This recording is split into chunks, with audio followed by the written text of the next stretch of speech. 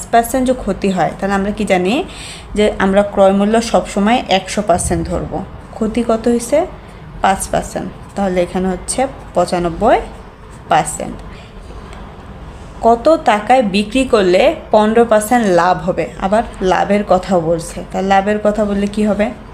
যোগ হবে। তাহলে এখানে 15% যোগ করব, 5। এটা সমান তাহলে কত? 190। তাহলে 190কে আমরা উপরে রাখবো এবং এই 95কে আমরা নিচে রেখে এখানে যে এই যে পাইলাম 115, অর্থাৎ যেটাকে আমাকে কত টাকা বিক্রি করলে এত % লাভ হবে, এই পার্সেন্টেজটা আমরা এই যে 190 অর্থাৎ এইটার সাথে গুণ করব। গুণ করলে কাটাকাটি যোগ করি, তাহলে 95 দুগুণে 190। তাহলে 2 দিয়ে যদি আমরা 115কে গুণ করি তাহলে আমাদের হবে 230 টাকা।